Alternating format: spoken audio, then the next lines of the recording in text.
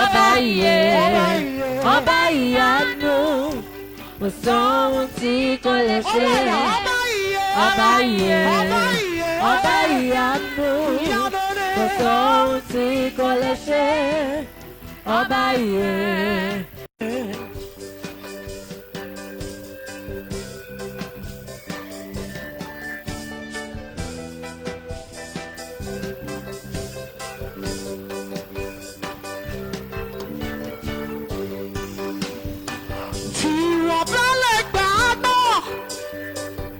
Ìyanu yóò ṣẹlẹ̀, tèmi bá lè gbàgbọ́,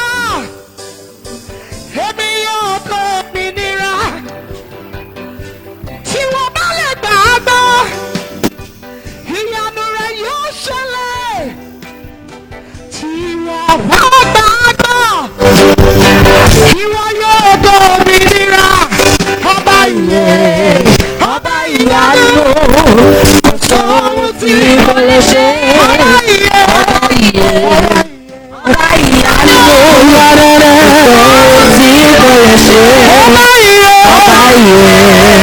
ọba ìyanu, sóhun tí kò lè ṣe. Ọba ìyè, ọba ìyanu, sóhun tí kò lè ṣe.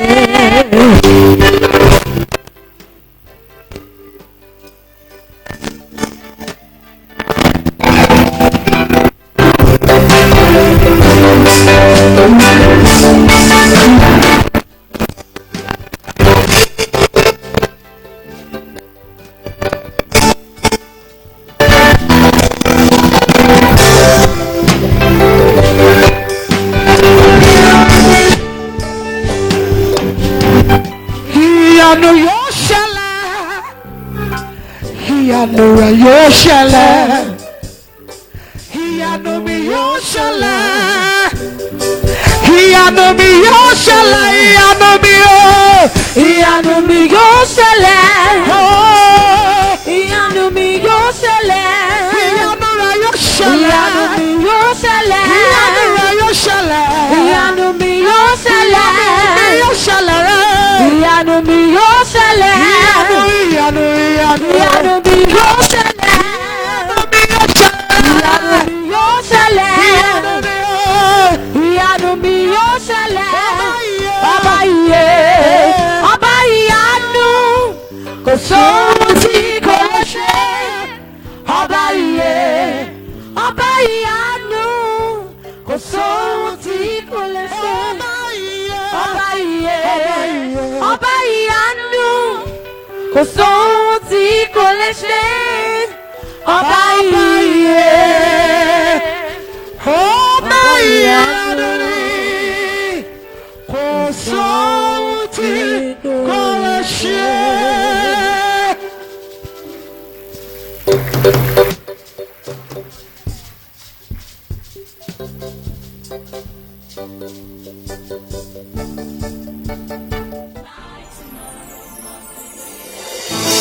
Hello friends and family, this is the moment you have been waiting for. We are inviting you to our special program called Mega Service Mega Harvest 2019, annual program that breaks financial barrier. The theme is Harvest of Multiplication. Date Thursday 1st of August to Sunday 4th of August. Thursday 5 p.m. Friday 9 p.m. Saturday 10 a.m. and Sunday 8 a.m. Venue Plot 2436 Market.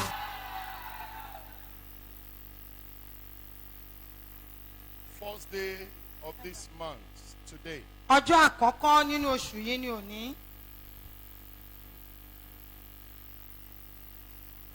while I was praying in the night, nígbà tí mò ń gbàdúrà ní òru, I heard him saying, mo gbọ́ tí ó wí pé I make all things beautiful. mo jẹ́ kí ohun gbogbo rẹwà. Mo ṣe ohun gbogbo dáradára. I made all things beautiful. And I said, I don't understand. Mo ní kò yé mi. He said, my thing, all things I created beautiful. Ó ní ohun gbogbo tí mo dá ní dáradára. I know you created me beautiful. Ní mo mọ̀ pé ó dá mi dáradára. What about the program? Báwo ni ìpàdé náà? He said, I'm waiting for your praises. ó ní mò ń dúró fún ìyìn rẹ. When God says he's waiting for our praises, nígbà tí ọlọ́run bá wí pé òun dúró de ìyìn wa, it means he has already done it. ó túmọ̀ sí pé ó ti ṣe é. Miracle is sure. ìyanu dájú. Come on, lift up your hands up. ẹ gbé ọwọ́ yín sókè. We are starting 2019 Covenant of Wealth. à ń bẹ̀rẹ̀ 2019 ìpàdé májẹ̀mú ọrọ̀. Mega service, mega service mega mega harvest. harvest. Mega service mega harvest. Let me tell you a story about this program. ẹ jẹ́ kí n sọ ìtàn fún yín nípa ìpàdé yìí. 15 years ago, ní ọdún mẹ́ẹ̀ẹ́dógún sẹ́yìn this program began. ìpàdé yìí bẹ̀rẹ̀. Is it 15? No. 12 years ago, ọdún méjìlá sẹ́yìn this program began. ìpàdé yìí bẹ̀rẹ̀. Then there is no this structure. kò sí ilé yìí níbẹ̀ ńgbà náà. I was praying mò ń gbàdúrà. and God told me, ọlọ́run sì sọ fún mi. plan a program and target mega service, mega harvest. pé ṣètò ìpàdé kí o sì pe àkọlé rẹ̀ ní mega service mega harvest. Make sure it will be a yearly program. rí i dájú wípé ẹ̀ẹ̀kọ̀ọ̀kan lọ́dọọdún ni ò ń ṣe. And put it covenant of wealth. kí o wá fi sí wípé májẹ̀mú ọrọ̀. This time I'm talking about. ní àsìkò tí mò ń sọ nípa rẹ̀ yìí. The church does not have money to tie the floor. ilé ìjọsìn yóò ní owó láti rẹ́ ilẹ̀ lẹ̀. We are doing service in the dust. nínú eruku ni a ti ń ṣe ìsìn. Everything was turned not beautiful. ohun gbogbo tí a rí kò tiẹ̀ dára. If you come here with white dress, tó bá wá síbí pẹ̀lú aṣọ funfun. by the time we finish service, nígbà tá a bá máa fi parí ìsìn. your clothes must have turned to brown. aṣọ rẹ á ti di aláwọ̀ rẹ́súrẹ́sú. So I started praying about it. mo bẹ̀rẹ̀ sí gbàdúrà nípa rẹ̀. Then we planned it. a sì ṣètò rẹ̀. We did a envelope as God commanded. a ṣe àpòwé gẹ́gẹ́ bí ọlọ́run ṣe pàṣẹ. Write your prayer request. pé kó kọ gbogbo ẹ̀bì àdúrà rẹ sí i. Put your offering. fi ọrẹ rẹ sí i. Then we did an invitation card like money. I still have it at office. á dàbí ìwé ìpè ni mo sì ní nínú ọ́fíìsì mi. Owó labí náà ló tẹ̀ ń gbà yẹn. it was Owólabí that printed it then. ó jẹ́ ìpàdé tó lágbára púpọ̀. ní ọjọ́ náà. The total money we realize from this program gbogbo owó tí a rí fún ìpàdé yìí. is 160,000 naira. ó jẹ́ 160,000 naira. The highest income of the Bangkok Power Bible Ministry there in life history. owó tí ó pọ̀ jù tí divine call rí nínú ìsìn nínú ìtàn nígbà náà nìyẹn. And I said the money I was carrying up and down. mo sì wá gbé owó náà káàkiri. Ibo ni màá sùn lónìí tó lè ní ká mọ́lé tó lówó yìí. where will I sleep tonight that armed robbers will not burgle my house because of this money. I divided the money into about 8 places. mo wá gbé owó náà kélekèle sí bí ọ̀nà mẹ́jọ. So something dropped to my mind nǹkan wá sọ sí mi lọ́kàn. that pé we should make block around the church. a ṣe búlọ̀kù kárí yí ilé ìsìn ká. The church was roofed with just plank. pákó ni a fi gbèrò.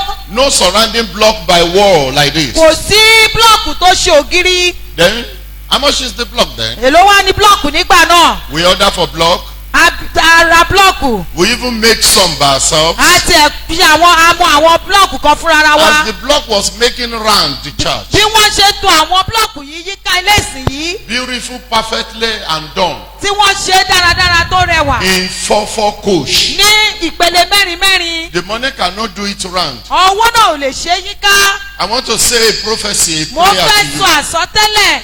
Ọlọ́run tó yí ìtàn financial situation divine call padà through program yìí, ó máa yí tiẹ̀ padà. Amen. God has changed the story of the financial history of divine call. We change yours in Jesus' name.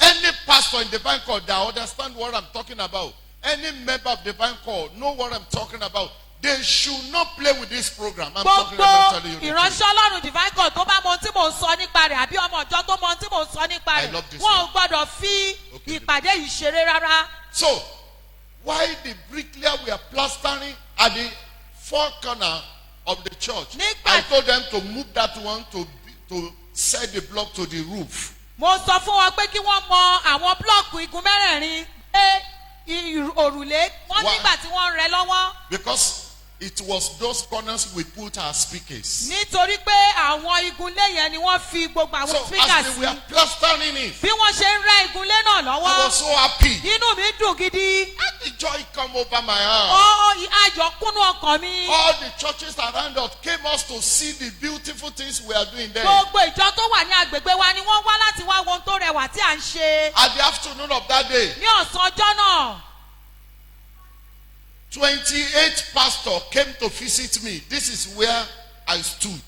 Pásítọ̀ At the méjìdínlọ́gbọ̀n. center like this. Pásítọ̀ méjìdínlọ́gbọ̀n ló wá bẹ̀ mí wò níbi tí mo dúró There láàrin is a ibẹ̀ yẹn. pillar that hold the roof. Òpó kan wà One níbẹ̀. here, one here, one there. But the church is not as big as this. Àwọn òpó mẹ́ta wà tí wọ́n gbé òrùlé ró ṣùgbọ́n ìjọ náà ò tóbi tó báyìí. So inside the church, Nínú ilé there ìjọsìn. is a grass grows up because we didn't floor the land. The Ààrẹ ground. ìlẹ́lẹ̀ so koríko ń hù jáde. As I was cutting, removing some things, Bí mo ṣe ń gé tí mo mú àwọn They came. ọ̀pọ̀ kúrò wọ́n wá. they said, Prophet Orogojima, we came to see you. Wọ́n ní pásítọ̀ Rọ̀gànjúmọ̀ wá láti wá rí yín. We've looked and studied and watched. A ti wò ó, a ti ṣàwòye rẹ̀.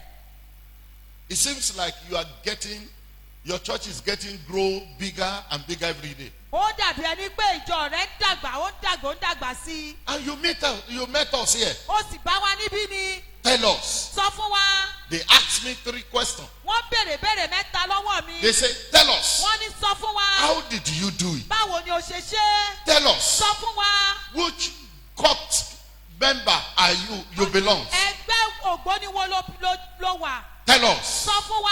What kind of power you are using? Irú agbára tó ń lò. Because no church in this land Torí pé kò sí ilé ìjọsìn ní spend the agbègbè year yìí. you spent Tó lo ìwọ̀n ọdún tẹ́ ti lò yìí. and got the result you are getting. Tó sì rí èsì èyí tẹ̀ ń rí yìí. I want to say to you, Mo fẹ́ sọ fún ọ. you will get a result you have never received in your life.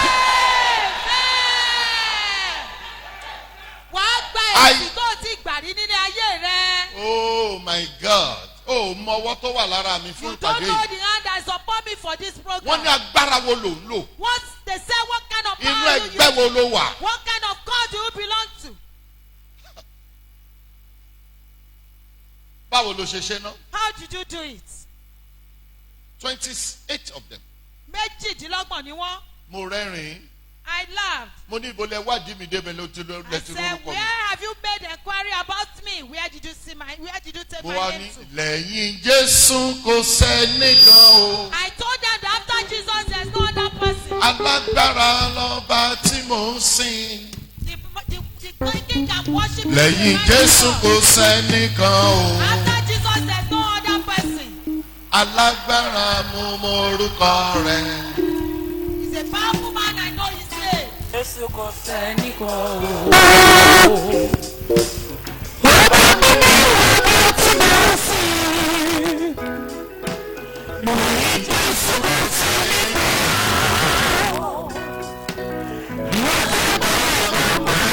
You should know. Amen. Amen. Ó wò mí He looked at me. nígbà tí mo fún ọ lésì pé ẹ lọ wádìí mi ibi tẹ́ bá ti rórúkọ mi And I àná sì fàyè. responded that go and make inquiry about Mo me. dẹ̀ ń ṣiṣẹ́ mi lọ. And I continue with my work. Mo wá lọ bá bíríkìlà ń bẹ̀ yẹn. Then I went to the bricklayer there. Kù iṣẹ́ o. That went on. Inú mi ń dùn. I was happy. Mo ní ṣé á jẹ àmàlà. I asked him if he would eat Mo wá amala. ọ́dà àmàlà I ordered for the yam lọ́dọ̀ flour woman tó ń ta lẹ́yìn wa ń bẹ̀ yẹn. from the woman selling it at her back Inú there. ẹ̀ dùn. He was so happy. Mo wá pé gbogbo àwọn tó ń ṣiṣẹ́ And ìjàmàlà. I told all those that are working to eat Breakthrough. yam flour. And Tó o bá rí àmì tó gbóná ṣe, say, what amen. ìyanu tó máa mú kó o pe ẹgbẹ́ rẹ wá jẹ wọ́n ṣẹlẹ̀.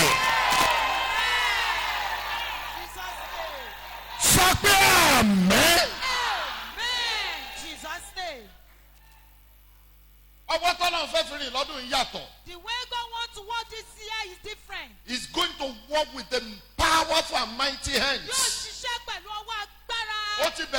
eléyìí látọ̀sán àná. Ṣé wà ń bí ìgbà tó ń gbé bàbá yẹn wá? Were you here when that father was brought here? Tó o bá rí fọ́tò bàbá yẹn, ẹ̀rù Ọlọ́run á bà ẹ́. If you see the picture of that man, you'll be fearful of God. Am I communicating? Yes. Nígbà tí mo rí fọ́tò ẹ̀, When I saw the piece, kì í ṣe tàná yìí o. it was not yesterday's own. Tí mo rí fọ́tò ẹ̀, When I saw this picture, I was amazed. I knew Yami, Pé ṣé màá yín lè survive? that can this man survive it? Ṣé mo lè bá màá yín ní Nàìjíríà ṣá? Can I meet this one in Nigeria? Mi ì fèsì. I didn't respond. Wọ́n ní kò yín sùn. They said, Ìgbà tó wọ ọ́fíìsì mi lánàá, when he entered my Hey, office Mount Son. yesterday, ó ní ẹ jẹ́ kó ń sùn díẹ̀. he Mo ní said, bífọ́ let me sleep a while. kánsẹ́lì lè ní ò lè ráyè sùn. I said, you cannot Before you sleep. know it, oorun ti ń gbé lọ bẹ́ẹ̀ náà ló ń lọ báyìí. Mo ní Dáre, There's pé no bàbá more rẹ lọ working sùn. soon. I told Dare to carry his father. wọ́n ní máa yé èyí àgbẹ̀. They said he doesn't defecate. Nígbà tí mò ń pray fún lánàá ikú ẹ lé bí òkúta. When I was praying for him, his stomach was so strong like stone. Bọ́sì tó dẹ̀ jẹ nìyẹn. And that was the poison he ate. Dáre ní ìgbà tí ó máa wọ ibi torí wọ́n gba yàrá wọn sùn. Ìgbà tó máa wọ ibi tí wọ́n ń sùn lánàá torí wọ́n fẹ́ lọ náà fẹ́ attend the program. Dáre ní ìgbẹ́ tó yà. Kíní tó máa ń gbé ìdí sí WC. Wọ́n ló kún wọ́n flush kó tó lọ tán.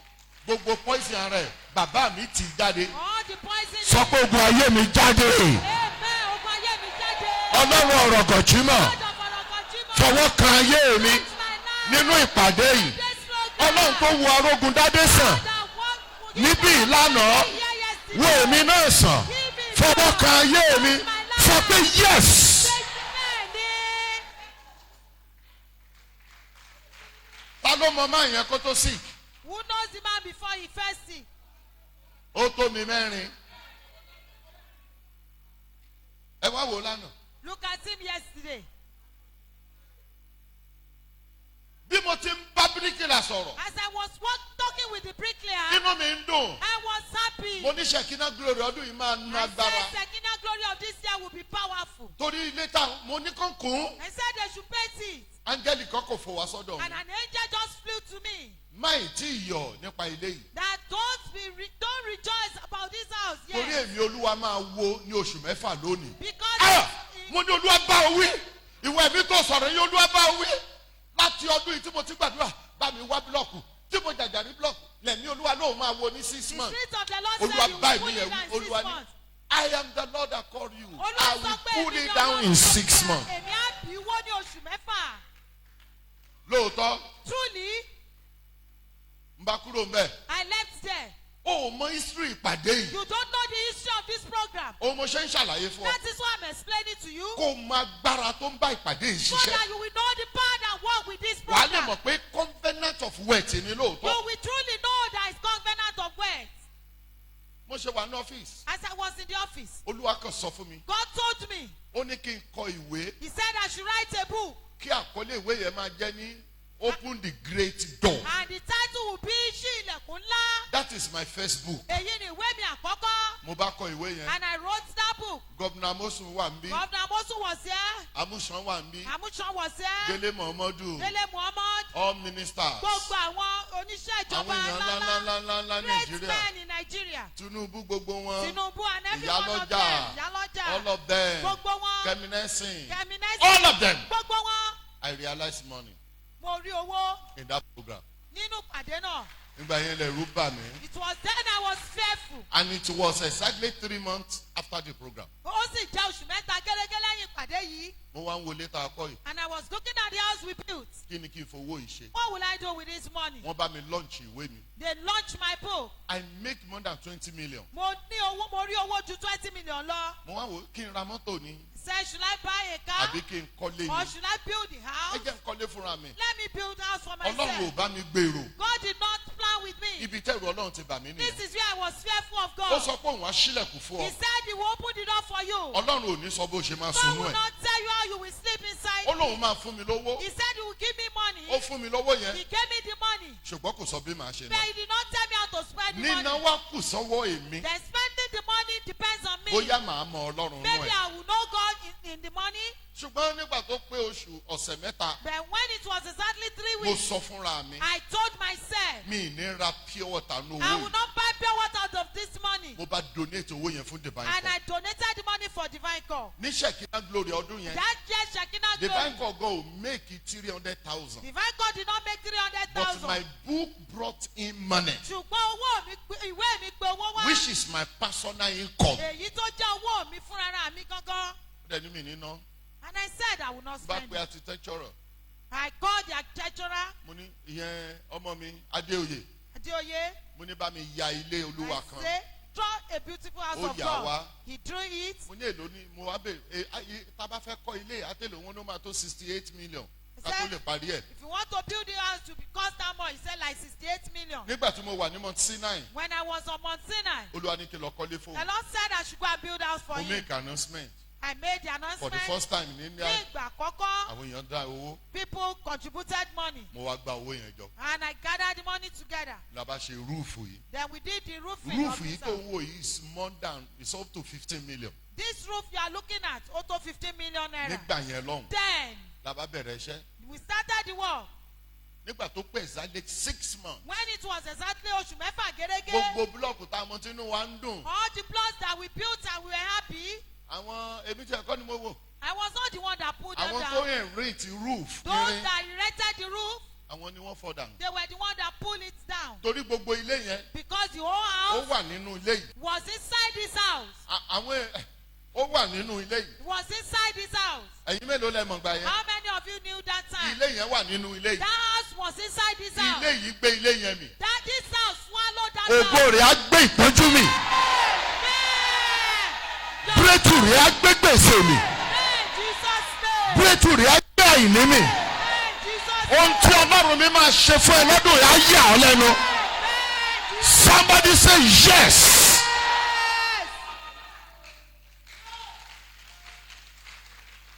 11 months Oṣù mọ́kànlá, la fi kọ́ nínú ilé yìí. we spent to build this house Láì ní kọ́bọ̀. without having penny.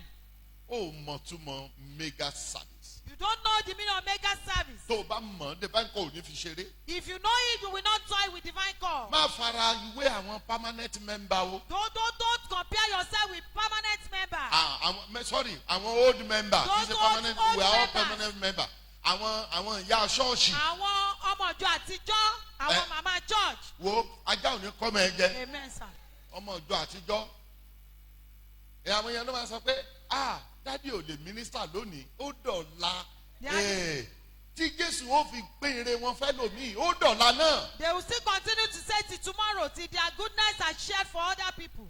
Bọ́lá ń ṣe fún wa nílé yìí nìyẹn. That was how God gave us this house. Ká ní mo fowó yẹn ra mọ́tò. If I use that money for Mọ́tò car, àti gbó àbí. the car will have been Tí bá fowó yẹn ra kẹ̀kẹ́. spoiled. If I use it to buy bicycle, Á ti tán àbí. it will have been spoiled. Ilé ara mi gan. Even if my house, my Ṣó lè personal dàbí ilé house, Olúwa yìí? can it be like the house of God?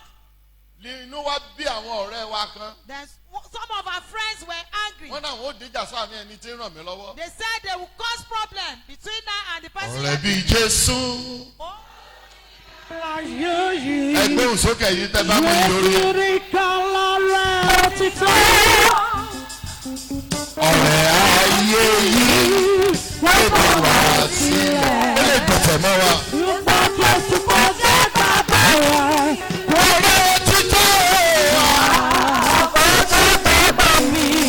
Ọ̀rẹ́ òtítọ́.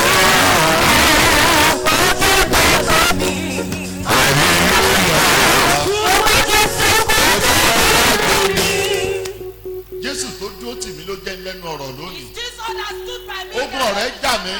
Every friend is. Nawọ́ sókè kí n pa ẹ láṣẹ. Raise up your hand. Let me give you an Ọ̀rẹ́ tó bá bínú àyànmọ́ rẹ̀ ó máa dẹ́dun arinlẹ̀. Amen. Amen. Amen. Jesus' name. Mo fẹ́ kó múra lálẹ́ yìí. I want you to be prepared. To Mírèkù yẹn ti bẹ̀rẹ̀. the miracles are Látàná, as from alẹ́ yìí ni tiẹ̀. Amen. Tonight is mine. Jesus' name. I declare mega service, mega harvest. Mo pàṣẹ bẹ́ẹ̀. 2019 open. Amen. In the name of Father, Son, and the Holy Ghost. There shall be a sign and wonder. There shall be a healing. There shall be a miracle. There must be a supernatural success. Testimony. Turn around. change of land, breakthrough, international connection, visas. Somebody say yeah.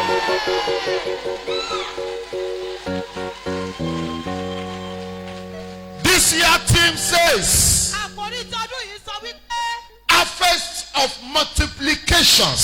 kórè púpọ̀ sí i. You will have harvest. Amen. Hello. God will give you good sources. Amen. Jesus Listen, name. there are sources.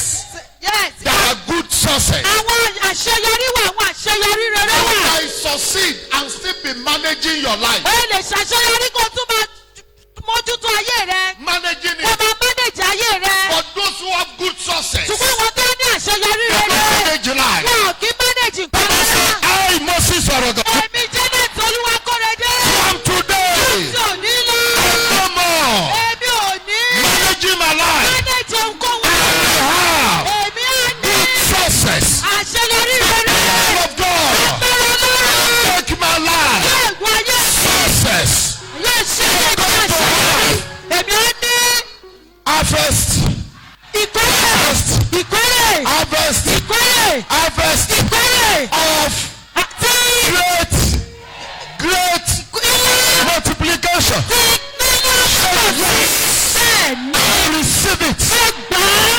Mo gbà á. I don't want to waste your time. Mi ò fẹ́ fásitì ṣòfò. Prophet Osodi is here to minister tonight. Prọfẹ̀tì Oṣòdì wà ń bí láti ṣiṣẹ́ ìránṣẹ́ ní Ọwọ́ ẹ̀ àṣálẹ̀. méjèèjì lé orí. Raise up your tún wá ọ̀rọ̀ rẹ̀. Bí ìbínú ṣí àmì. And say amen with aggression. Orí rẹ̀ ò ní burú. Amen. Jesus name. Orí rẹ̀ ò ní kó àdúrà. Amen. Jesus name. Orí rẹ̀ ò ní kó àdúrà. Amen. Jesus name. Áńgẹ́lì rẹ̀ ò ní ṣe nóò. Amen. Jesus Nígbà tó name. lóore rẹ̀ bá dé orí rẹ̀ ò ní ṣe nóò. Amen. Jesus Someone name. say yes, I say it. Yes. So shall it be. Amen. Thank God, Jesus. Lift up your hand and worship Him. Ẹgbẹ́ ọwọ́ yín sókè That kẹfì is yín a fún. covenant working with this program. Májẹ̀mú kan wà tó ń ṣiṣẹ́ pẹ̀lú ìpàdé It's yìí. a covenant of wealth. Ó jẹ́ májẹ̀mú ọ̀rọ̀. Where God broke yokes, Níbi tí Ọlọ́run ti fún àwọn àjàgà. barriers Àwọn gbàrìkẹ́ of financial. ti ìṣúná owó. So every barrier will be destroyed. Gbogbo gbogbo gbàrìkẹ́ ni a He fọ́. answered me Ó dá mi lóhùn in this church. nínú ìjọsìn yìí. I'm a number one testimony of God's moving power of this church. Èmi ni ẹ̀rí àkọ́kọ́ nípa agbára Ọlọ́run. I carry His grace, Mo gbé orí ọ̀fẹ́ Ọlọ́run rù. His power, Agbára rẹ̀, the anointing, àmì òróró the rẹ̀, authority. àṣẹ rẹ̀. So I'm a living testimony of all this Mo grace. jẹ́ ẹ̀rí alààyè fún gbogbo àwọn orí ọ̀fẹ́ wọ̀nyí. So shall be your portion. Amen. Bẹ́ẹ̀ ni yóò jẹ́ ìpè tìrẹ náà. Put your hands together. Ẹ As pàtẹ́wọ́. I invite my dear friend, Bí mo ṣe ń pe ọ̀rẹ́ mi, Prophet wòlíì Olajide Oṣù. Ọlájídé Oṣòdì. God bless you. Amen. God bless you. Amen. Olu of Oṣù. You are blessed. God bless you. Shout hallelujah. Hallelujah. If you know tonight is your whole night of miracle, Tí o bá rò pé àṣálẹ́ yìí ni àṣálẹ́ ìyanu tìrẹ. experience a great multiplication Yóò of sí grace. tí ó ní ìrírí ọ̀pọ̀lọpọ̀ orí I want you to ọ̀fẹ́. shout a loud hallelujah. Mo fẹ́ kó kí hallelujah dáradára.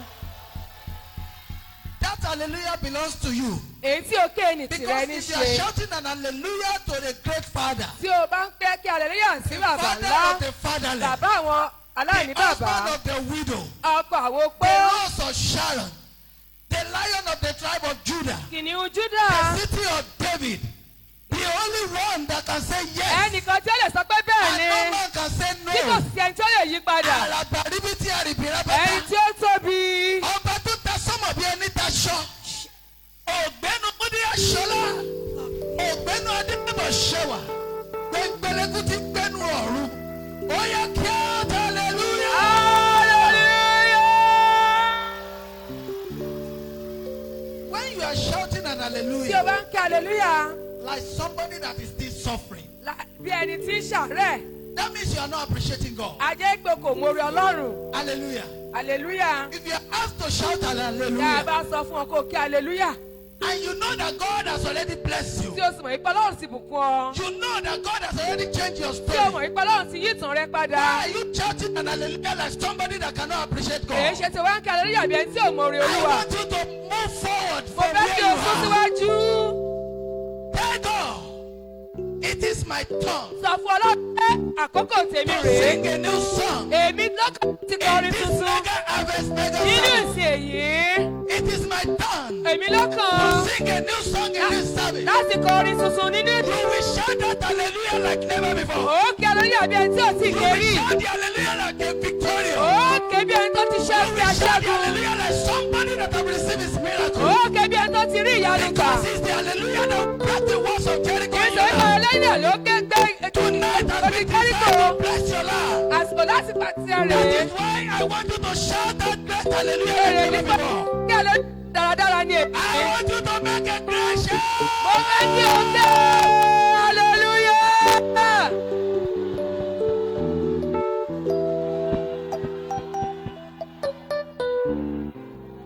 Hallelujah.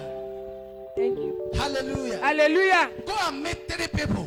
Ó lọ bá ènìyàn mẹ́ta. Those 3 people. Ó wí fún wọn. I will locate my helpers today. Èmi ò rí àwọn aláàánú mi lónìí. Today, I will locate my helper.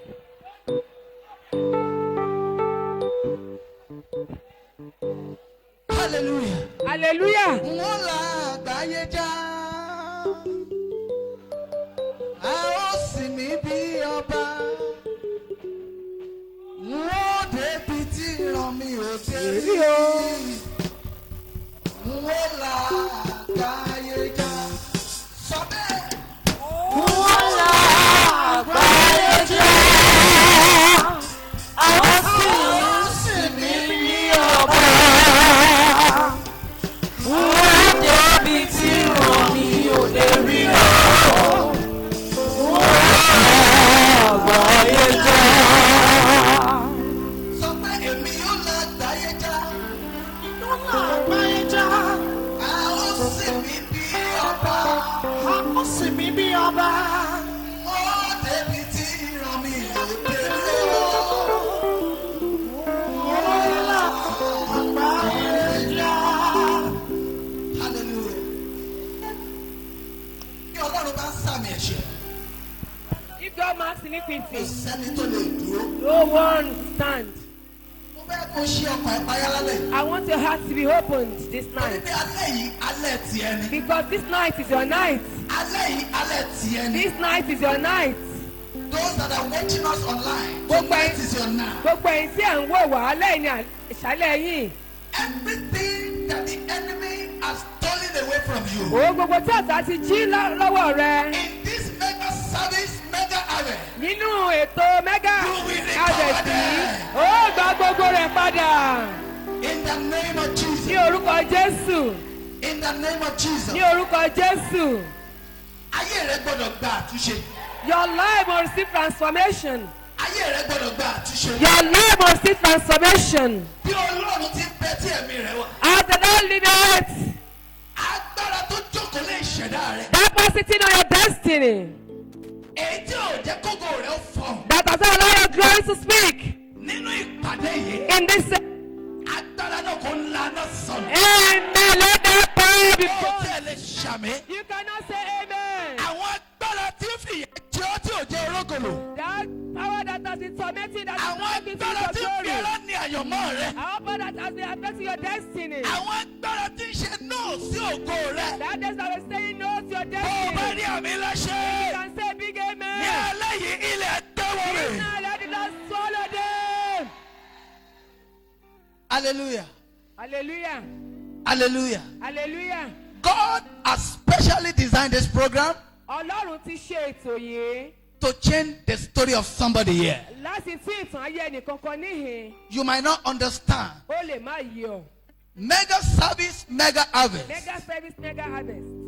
is a power-packed program. ó jẹ́ ètò tí ó ní agbára gidigidi. And it's a program that has been changing destiny. òun náà sì ni ètò tí ń yí àyànmọ́ padà. I am talking to somebody right here. bẹ́ẹ̀ nìkan sọ̀rọ̀ níhìn. Everything you have lost, ohun gbogbo tí o ti pàdánù.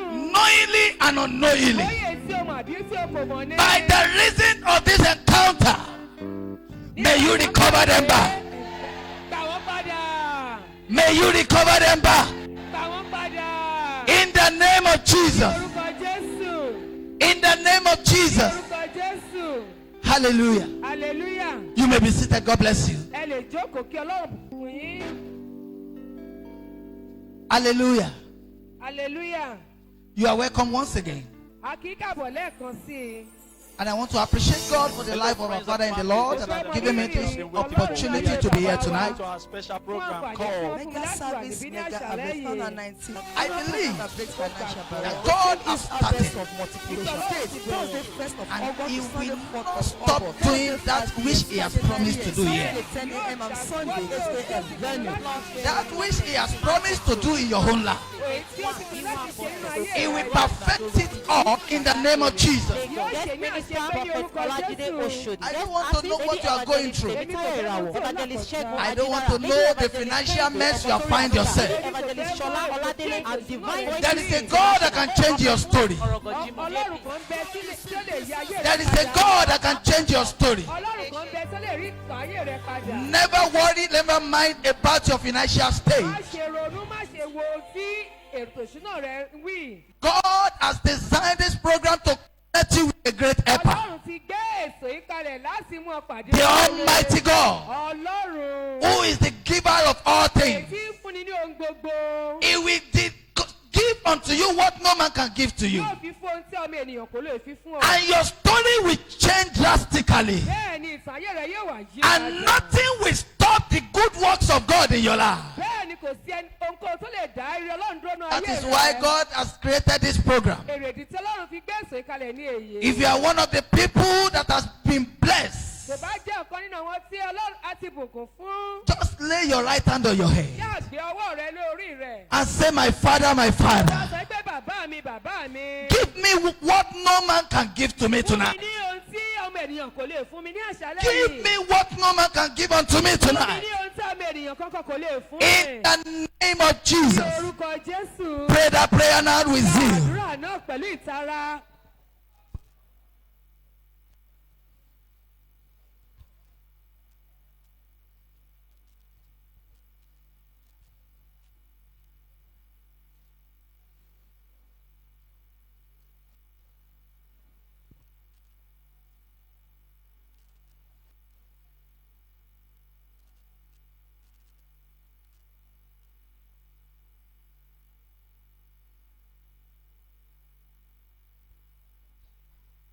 In Jesus' mighty name we are ní free. orúkọ Jésù tó lágbára ni a gbàdúrà. Hallelujah. hallelujah. If you are with your Bible here, tí bíbélì rẹ bá bẹ pẹ̀lú rẹ. I want you to open to the book of Luke chapter 22. mo fẹ́ kí o ṣí ìwé rẹ sí Lúùkù orí kejìléníogún. Luke chapter ṣí 22. bíbélì rẹ sí ìwé Lúùkù orí kejìléníogún. We are going to read verse 7. a fẹ́ ka ẹsẹ̀ ìkeje.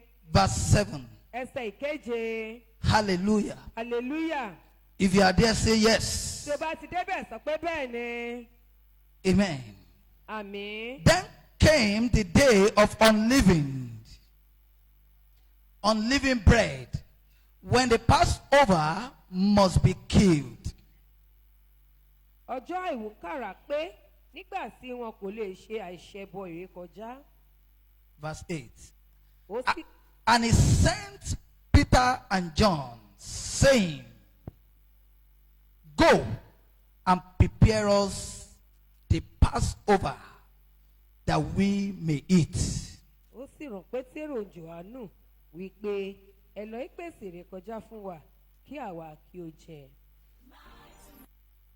It's Jesus that sent Peter and John Jésù ni ó rán Pétérù àti Jòhánù to go and prepare kí wọ́n lọ ṣèpèsè the Passover. ìrékọjá. Hallelujah. hallelujah. Verse 9. ẹsẹ̀ kẹsàn-án. And they said unto him, Where wilt thou that we prepare? wọ́n sì wí fún un pé níbo ni ìwọ ń fẹ́ kí a pèsè sílẹ̀? And he said unto them, Behold, when ye are entered into the city, there shall a man meet you bearing a pitcher of waters. Follow him into the house where he enter him. Ó sì wí fún wọn pé kíyèsí nígbà tí ẹ bá ń wọ ìlú lọ ọkùnrin kan tí ewu sànmi yóò pàdé yín ẹ bá a lọ sí ilé tí ó bá wọ̀. Hallelujah. Hallelujah. What the Bible is talking about, bearing a pitcher of water, is that they are going to meet a man Ohun tí ó túmọ̀ sí ni wípé wọn yóò pàdé ọkùnrin kan that is carrying a bucket of water. èyí tí ó gbé omi A man that is carrying a jars of water. èyí tí ó gbé omi dání. Hallelujah. Hallelujah. That they should follow him. Wọn kí ó tẹ̀lé. Hallelujah. Hallelujah. You need an encounter to move O forward. nílò ìbápàdé láti tẹ̀síwájú. You need a connection to move to the next level. O nílò ìbásopọ̀ láti tẹ̀síwájú lọ sí ìpele tó You kàn. need somebody to tell you what to do before you can achieve what you are supposed to O get. nílò ẹnìkan tí yóò sọ fún ohun tí ó kàn láti ṣe. Look at what verse 11 says. Ẹsẹ̀ ìkọkànlá. And he shall say unto the good man of the house, the master say unto thee, where is the guest chamber, where I shall eat the Passover with my disciples? Kí ẹ sì wí fún baálé ilé náà pé olùkọ́ni wí fún ọ pé níbo ni gbọ̀ngàn àpèjẹ náà gbé wà níbi tí èmi ò gbé jẹ ìrékọjá pẹ̀lú àwọn ọmọ ẹ̀yìn mi. The man that they met on the way Ọkùnrin ni tí wọ́n bá pàdé ní ojú ọ̀nà. is the one that carry what they need. Èyí tí ó gbé ohun tí wọ́n nílò dání. He has the direction to the greater height in which they are going. Ó ní ìmòye ibi tí wọ́n ń lọ. He carried the anointing to change their story. Ó gbé ìfàmì ìròyìn tí yóò yí ayé wọn padà. You are not in this place for a joke, or you are in this place to play.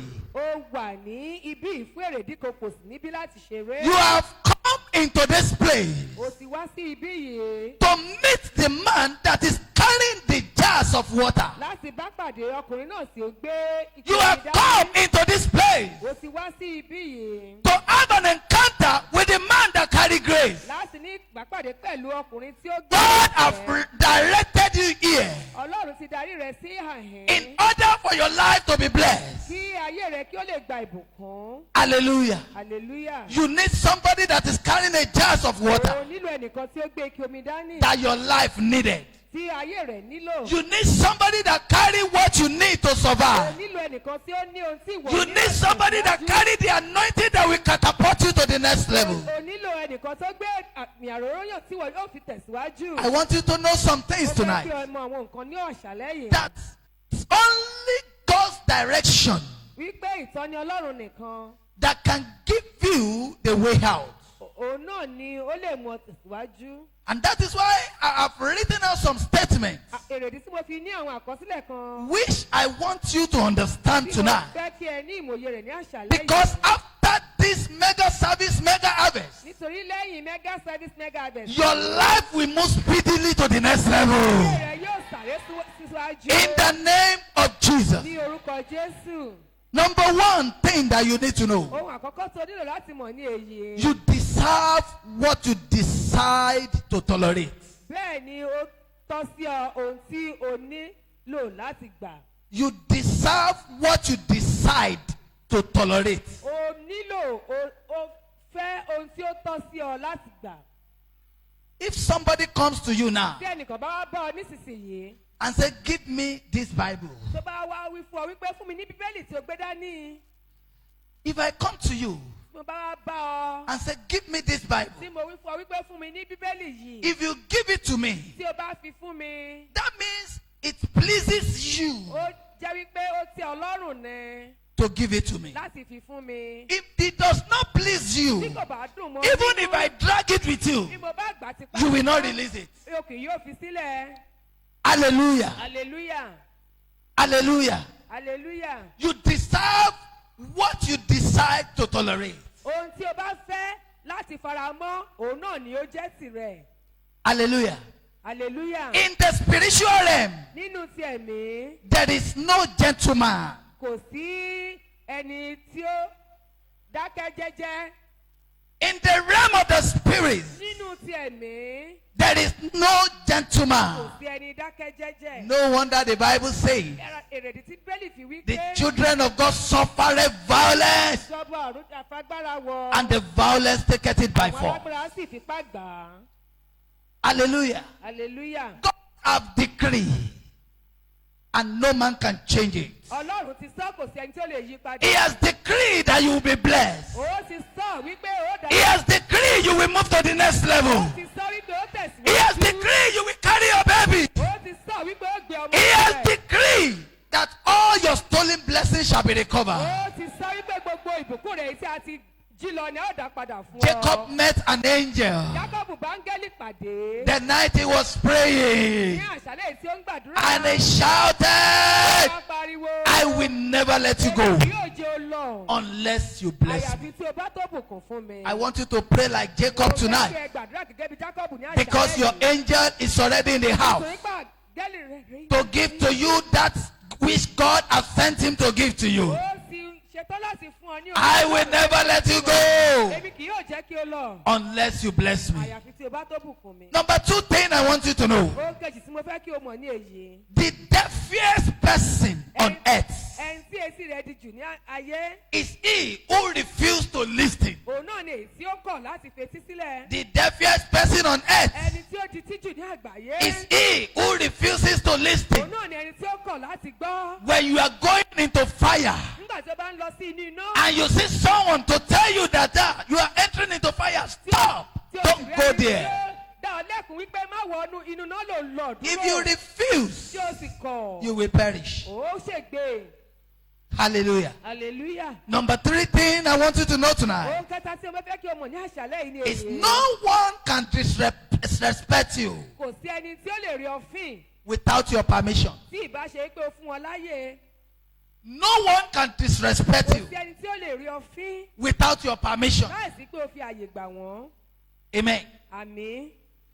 Problem you are facing today Ìṣòro èyí tí ó ní ní òní is as a result of the permission in which you have given to your enemy. ó jẹ́ àyè tí o ti fi gba ọ̀tá rẹ. If you have not given them permission Tí o kò bá fi àyè gbà wọ́n to wage war against your finances, láti dojúkọ ètò they ìṣúná rẹ, can never try it wọn kò lè dánwò. because you serve a living God. Nítorí pé ìwọ ń sin Ọlọ́run alààyè. The I am that I Èmi am, ni tí ń jẹ́ èmi ni. ancient of days, the only one who answered by fire. Ẹnìkan ní tí ń dáhùn pẹ̀lú iná. Remember, Abel Rántí Ábẹ́lì, permitted Cain to kill him. ó fi àyè gba Káínì láti pa á. Even John Jòhánù bákan náà, gave permission ó fi àyè gba, and he died. bẹ́ẹ̀ ni ó sì kú. But when it comes to Elijah, Nígbà tí ó di àkókò Pétérù, when it comes to Elijah, nígbà tó di àkókò Èlíjà, hallelujah, hallelujah, Elijah proved to them Èlíjà fi hàn wọ́n that he served a living God. wípé òun sin Ọlọ́run alààyè. He proved to them Ó fi hàn wọ́n that he served a living God. wípé òun sin Ọlọ́run alààyè. When the first 51 soldiers came, Nígbà tí àwọn sójà mọ́kànléní àádọ́ta dé, hey,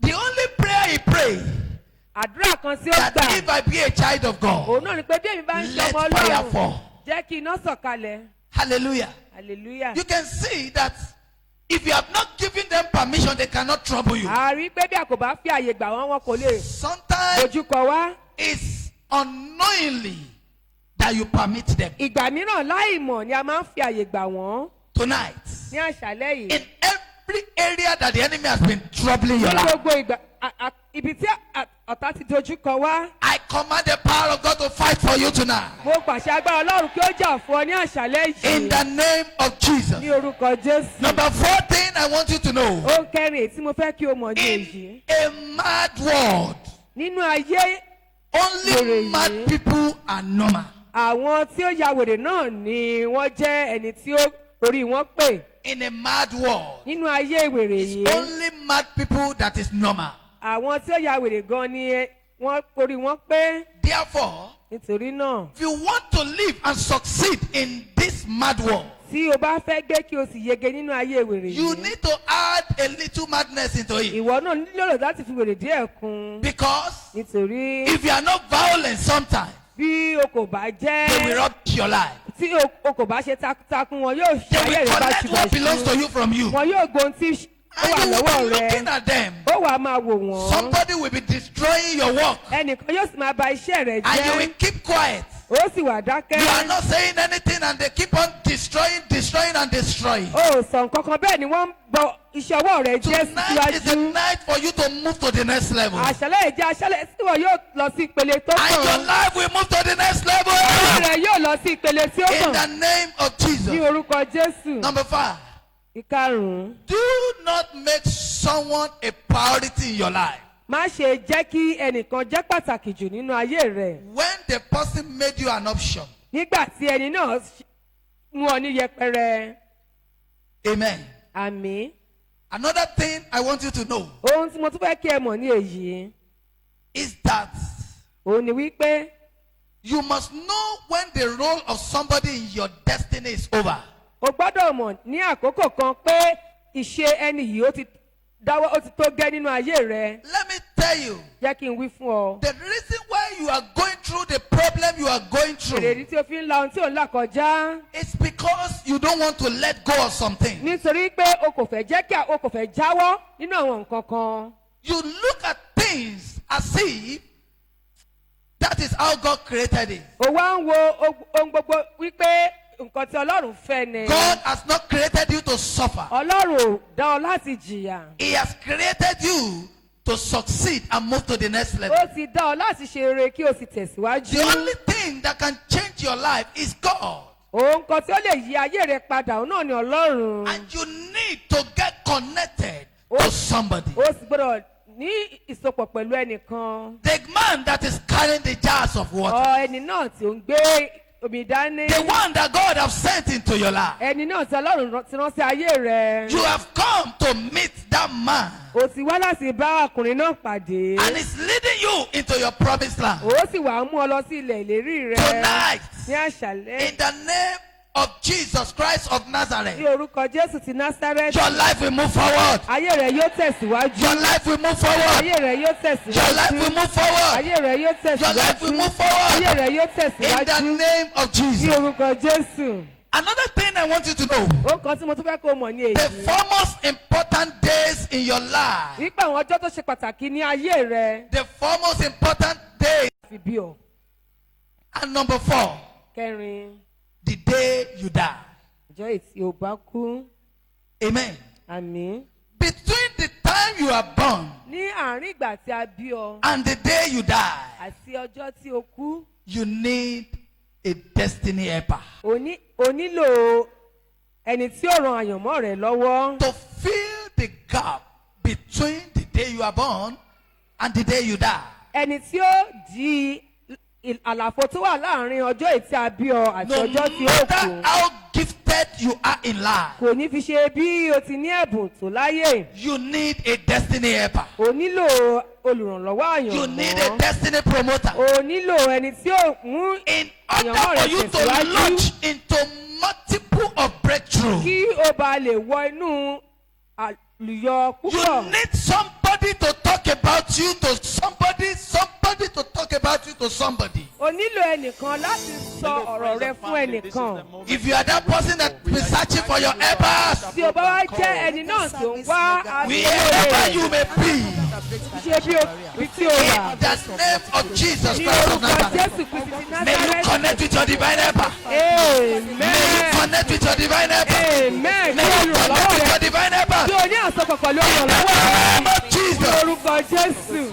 To fulfill your destiny. Láti mú àyànmọ́ rẹ ṣẹ. You need someone to help you actualize your dream. O nílò ẹnìkan tí yóò mú ìran rẹ ṣẹ. You need someone to help you actualize your O nílò dream. ẹni tí yóò mú ìran rẹ ṣẹ. In this mega service, mega harvest, Nínú ìsìn mega service mega harvest. your dream will come to pass.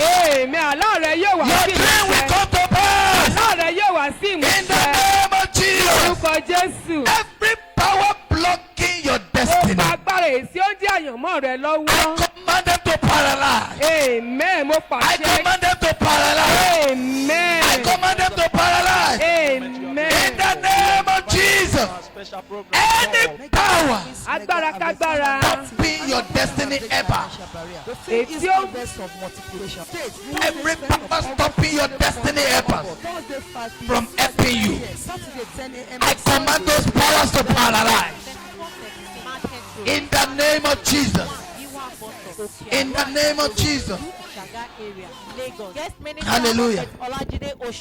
Who is your divine helper? Evangelist Shegun Ajidara, Lady Evangelist Who Kehinde is your divine Omotori helper? Anuba, Lady Evangelist Shola Oladele, and Divine Number one. Voices International. Prophet Moses Is Orogodimo. somebody designed and programmed by God to move you to the next level?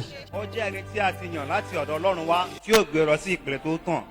Number two, ìkejì it's a catalyst to your destiny fulfillment. ó jẹ́ okùn láti fà ọ́ lọ síbi àyànmọ́ rẹ. You are here now. ó wà níbí. And God has positioned a man with a jar of water. ọlọ́run ti ṣètò ẹnìkan sílẹ̀ tó gbé omi dání. Remember, rántí o he has been sent into your life ó ti ń sọ sínú ayé rẹ as a man with a jar of water. pé ẹni tó gbé omi dání yìí. Remember what Jesus told his disciples. ẹ rántí nígbà tí jésù sọ fún àwọn ọmọlẹ́yìn rẹ̀. Whatever he asks you to do, ohun tó bá sọ pé kí ẹ ṣe do it. ẹ ṣe Follow him down ẹ tẹ̀lé to wherever he wants you to go. ibi tó bá fẹ́ kí ẹ lọ. Hallelujah. hallelujah. You are not here by mistake, ẹ ò wá níbí ẹ ò wá síbí báyìí nípa àṣìṣe. but you are here for your life to move to the next level. àmọ́ ẹ wá síbí báyìí fún ayé láti tẹ̀ síwájú. You are here because the God on this mountain is going to break the yoke in your life. ẹ wá níbí torí pé ọlọ́run orí òkè yóò fún àjàgà nú ayé yín. That same God that changed my own story, ọlọ́run tó yí ìtàn mi padà. the Almighty God, ọlọ́run ayérayé. the all-sufficient God, ọlọ́run ohun gbogbo. He told me ó sọ fún mi. last year, mega service, mega harvest. ní ìpàdé mega service He ọdún tó kọjá. said, by this time next year, ó ní níwọ̀n yí ọdún tó ń bọ̀.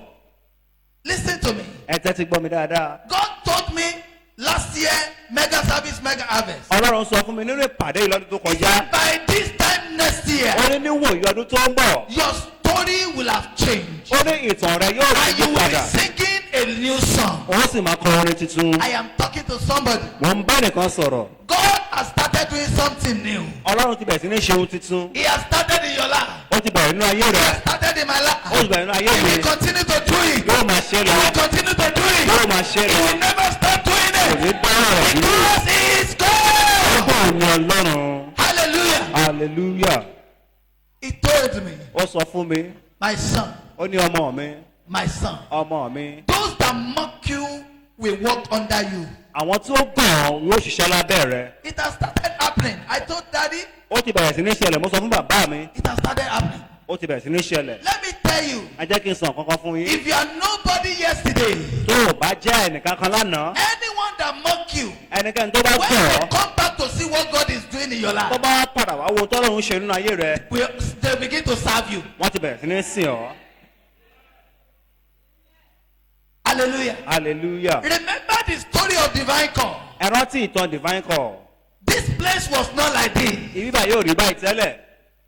Those people that says they will soon pack up. àwọn tó sọ pé wọ́n máa tó palẹ̀ rẹ̀ mọ́. Those people that says, oh, they've just come to this place to clap. They will soon go. àwọn tó sọ pé ọkọ̀ wá ibà wọ́n pàtẹ́wọ́ ni wọ́n ti They lọ. gathered together now and begin to speak against him. wọ́n wá kóra wọn jọ pọ̀ láti máa sọ̀rọ̀ lòdì sí. Because they don't know torí pé wọn ò mọ ọ̀nà náà. Tell them they don't know the logic. Sọ pé wọn ò mọ ọ̀nà náà.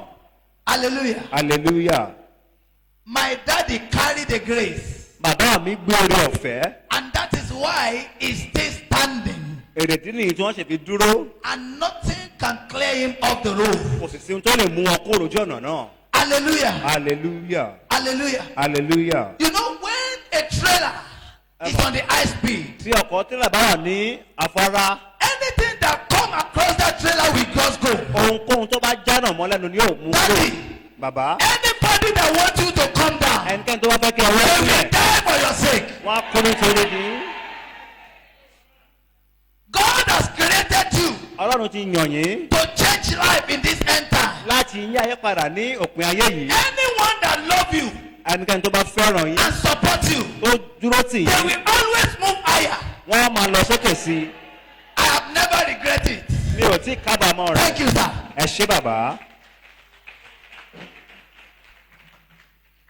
You need to connect with a man with a jar. Ẹ nílò láti ní ìbásopọ̀ pẹ̀lú ẹni náà tó gbé I omi náà got dání. connected with a man. Mo ti sopọ̀ mọ́, My story changed. àìtàn mi sì yí padà. I got connected with a man. Mo sopọ̀ mọ́ ọkùnrin náà, My life changed. ayé mi yí padà. I got connected with a man. Mo sopọ̀ mọ́ ọkùnrin náà, I became an hot cake in the world. mo wá di ohun tí gbogbo àgbáyé ń wá. Let me tell you, Ẹ jẹ́ kí n sọ fún you yín. don't know what you carry. Ẹ ò mọ ohun tí ẹ You gbọ́. don't know the grace that is in this hall. Ẹ ò mọ orí ọ̀fẹ́ tó wà nínú ilé yìí. Wherever you may be, Ibikíbi tí o bá wà, wherever you may be hearing my voice, ibikíbi tó sì lè máa gbọ́ òun mi. I command your efforts to locate you. Amen. In the name of Jesus. Amen. In the name of Jesus. Amen. If you are the one that has been climbing a ladder and you are falling back. Tó bá jẹ́ ẹni tó ti ń gun àkàsọ̀ tó tún ń jábọ́, If you are the one that has been climbing and you are falling tó back. ń gùn tó ń jábọ́, I want to tell you tonight. mo ká sọ fún ọ ní àṣà The yìí. power and the unction in this hour now. Nípa orí ọ̀fẹ́ àtọ́gbàgbọ́ nínú ilé yìí. Command the power of God to move you forward. Amen. Power of God to move you forward. Amen. Power of God to move you forward. Amen. In the name of Jesus. Amen. Name of Jesus. You must step forward from wherever you are. Mo fẹ́ kẹ́ sún síwájú níbi kíbi tí ẹ bá wà. Forward from wherever you are. Ẹ sún síwájú. Step forward from wherever you Ẹ are. sún síwájú. Masikata baraboko shataba.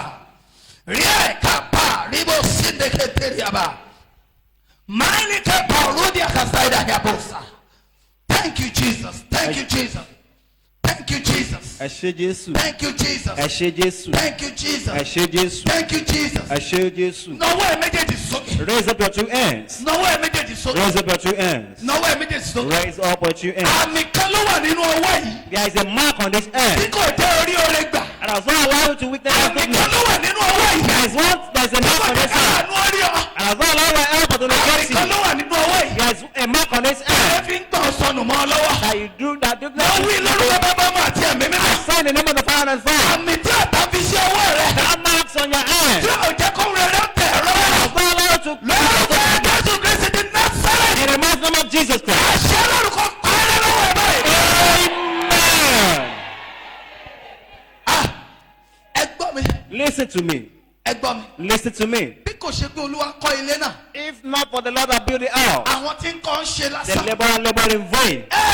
Bí kò ṣe pé Olúwa ṣọ́ ìlú náà. If not for God that kept the feet, Àwọn tí ń ṣe wọ́n ṣe lásán the ni. watchman do in Ẹ vain. gbọ́ mi dáadáa. Listen to me very Ẹ well. gbọ́ mi dáadáa. Listen to me very well. Torí pé o wà nínú ìpàdé yìí. For you to be here tonight, Ohun rere táyé rẹ nílò.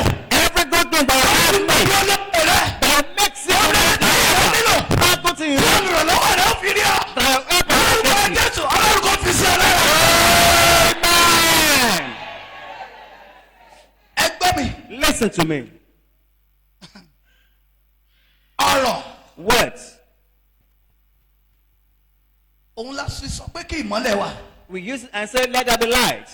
Ìmọ́lẹ̀ sì wà. And there is light. Tó o bá gbàgbọ́ nínú ọ̀rọ̀. If you believe in word, Tó o mọ̀ pé ọ̀rọ̀ ń yí àyànmọ́ padà. and you know that word changes destiny, Tó o mọ̀ pé ọ̀rọ̀ ń yí ìpín padà. and you know that word changes Tó o destiny, gbà pé ọ̀rọ̀ tú ayé ṣe. and you know that words changes Kí ló ń life, tó ti bàjẹ́ nínú ayé rẹ? what that thing that has got destroyed in your life, Kí ló ń tó ti sọnù nínú ayé what that rẹ? thing that has got lost in your Kí ló ń life, tí ọ̀tá ti gbà lọ lára rẹ? what that thing that the enemies are taking away from Ọ̀rọ̀ you. àmì náà ṣe é níbi If you tó. can say a big in the way you are. Ọlọ́run kò dá padà. Amen.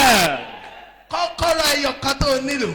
The only key you need, èyí tó lò rẹ nílò láti rí lọ́wọ́ ẹ kó tó ràn ọ́ lọ́wọ́. that your helper need to see in your hand before kọ́kọ́rọ́ help you. ẹyọ kan tó nílò. That one key that you need. tí olóore rẹ nílò láti rí lọ́wọ́ ẹ kó tó ṣàánú Your ẹ. helper need to see in your hand before báwo help fún you. orí àmì láṣẹ. For you can say ó amen. fi lé ọ lọ́wọ́.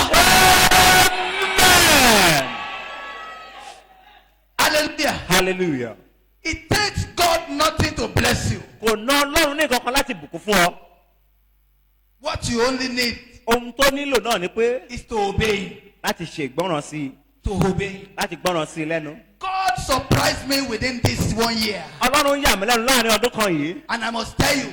Mo sì gbọ́dọ̀ sọ. he has given me what I lost in 10 years. Ó ti dá a padà fún mi ohun tí mo sọnù ní ọdún mẹ́wàá sẹ́yìn. hallelujah. Hallelujah. if you carry that grace Tí a bá gbé orí ọ̀fẹ́ yìí in this auditorium nínú ilé yìí, and you cannot make use of the grace, tí a sì mọ orí ọ̀fẹ́ náà lò, that means you don't know what you are doing. ó túmọ̀ sí pé ẹ̀mọ́ tẹ̀ ń ṣe. the man that carried the jars of water Ẹni tó gbé ìkòkò omi dání that needs to lead you to your promised land. tó ní láti darí rẹ sí ilẹ̀ lérí rẹ. the man is right here Ọkùnrin náà wà níbí báyìí to take you to your promised land. láti mú ọ dé ilẹ̀ lérí náà. thank you, Holy Ẹ Spirit. ṣí ẹ̀mí mímọ́. you need to give something to receive something. Ẹ ní láti fi ohun kankan gba nǹkan kan. last week Ní ọ̀sẹ̀ tó kọjá, ọ̀sẹ̀ tó kọjá, I used to have a car. mo ní mọ́tò kan. The car was disturbing me and I just parked it somewhere. Ọkọ̀ náà máa ń yọ mí lẹ́nu, mo wá kàn gbé pa rẹ̀ síbì kan. I planned I want to repair it and start using it. I bought a new engine. The Lord said, don't use it. Mo pinnu pé jẹ́ kí n tún ṣe kí n bẹ̀rẹ̀ sí ní I lò. was looking at it that is it God that is talking or somebody. Wọ́n ò pé sọ́lọ́ ló ń sọ̀rọ̀ ní àbí ènìyàn. But after much words, Lẹ́yìn ọ̀pọ̀lọpọ̀ ọ̀rọ̀, I just let go. I said, go and sell that car for me. mo kàn sọ pé kán lọ ta ọkọ̀ náà. What I had Ohun tí mo gbọ́ after saying, go and sell the car, lẹ́yìn tí mo sọ pé kán lọ ta ọkọ̀ náà. is that take that money and go and give it to somebody. Mú owó náà kó lọ fi fún yàn. Hallelujah. Hallelujah. Take that money and go and give it to somebody. Lọ fi owó náà tayàn lọ́rẹ. It's not easy when that money came. Kò rọrùn nígbà tí owó náà dé. I need money to do one or two things. Mo sì nílò owó láti ṣe ohun kan àbí èkejì.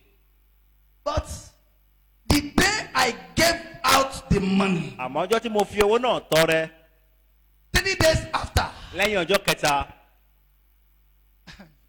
God did something miraculous. Ọlọ́run ṣe ohun ìyanu.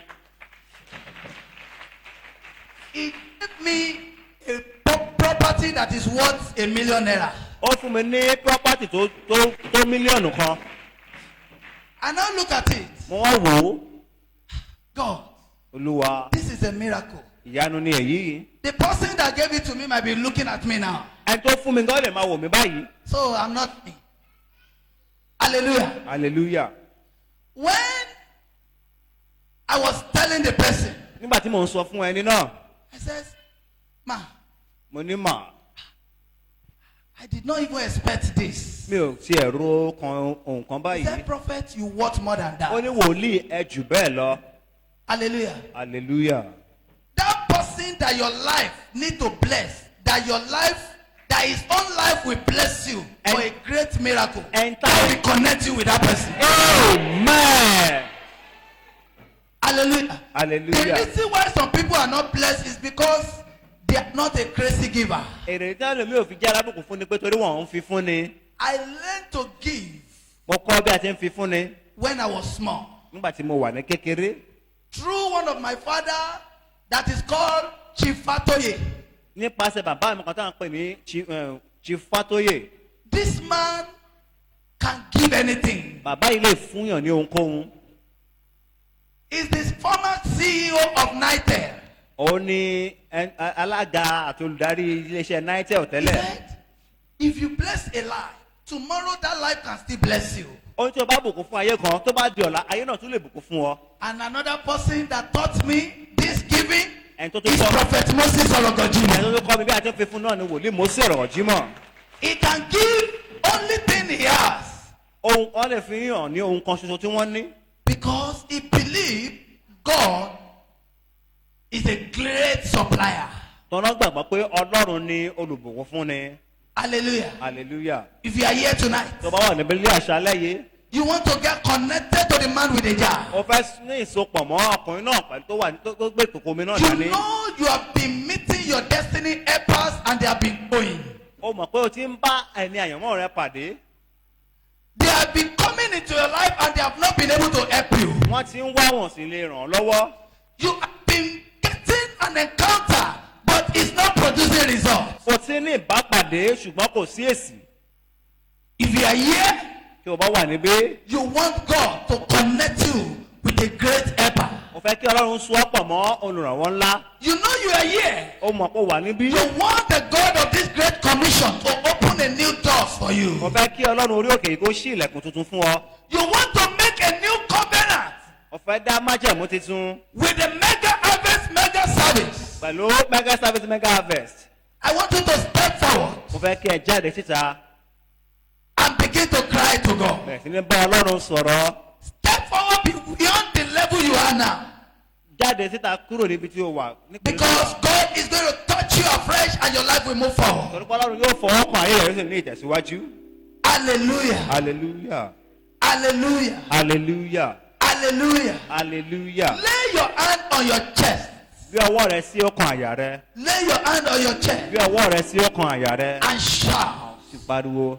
God of this great commission. ọlọ́run orí òkè yìí. God of this great commission. ọlọ́run orí òkè yìí. Connect me with my divine helper. so mi pọ̀ mọ́ olùrànwọ́ mi. Change my story like never before. yí ìtàn mi padà ju tàtẹ̀yìnwá lọ. Open a great door for my life. ṣí ilẹ̀kùn ńlá fún mi. And let there be a great testimony. jẹ́ kí ẹ̀rí ńlá ó sì wà fún mi. And let there be a great testimony. jẹ́ kí ẹ̀rí ńlá ó wà fún mi.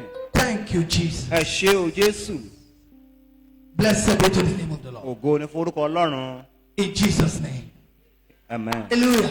hallelujah Hallelujah. hallelujah. You can give the man o lè fún ọkùnrin náà. that is carrying the Hello, friends and family. This is the moment you have been waiting for. We are inviting you to our special program called Mega Service Mega Harvest 2019 annual program that breaks financial barrier. The theme is Harvest of Multiplication. Date Thursday 1st of August to Sunday 4th of August. Thursday 5 p.m. Friday 9 p.m. Saturday 10 a.m. and Sunday 8 a.m. Venue. Plot 2436 Market Road, Baseland Estate, Phase 1, Giwa Bottom, Okearo Agbado Road, Iju Ishaga area, Lagos. Guest Minister Prophet Olajide Oshodi. Guest Artist Lady Evangelist Temitayo Irawo, Evangelist Segun Ajidara, Lady Evangelist Kehinde Omotori Anugba, Lady Evangelist Shola Oladele, and Divine Voices International. Oh, Prophet Moses Orogojimo, JP. God is in business of healing. Your harvest of multiplication.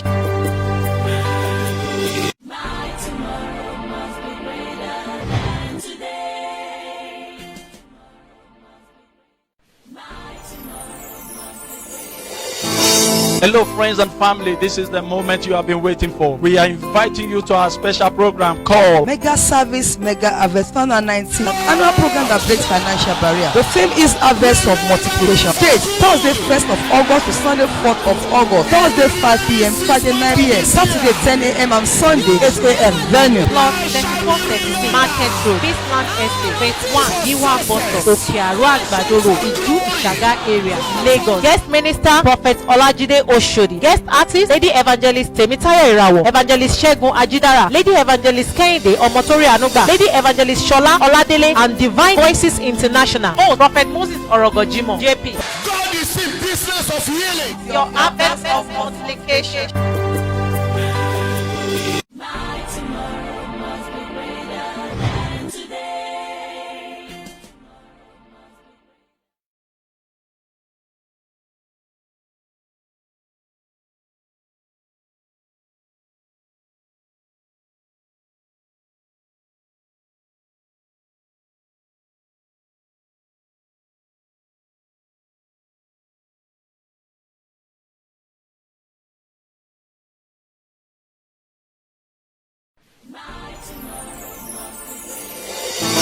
Hello, friends and family. This is the moment you have been waiting for. We are inviting you to our special program called Mega Service Mega Harvest 2019 annual program that breaks financial barrier. The theme From getting to your destiny helpers, I command the power of God to destroy them. amen.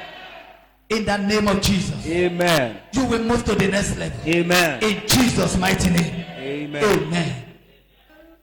Harvest of multiplication. Date Thursday 1st of August to Sunday 4th of August. Thursday 5 p.m. Friday 9 p.m. Saturday 10 a.m. and Sunday 8 a.m. Venue. Plot 3436 Market Road, Beastland Estate.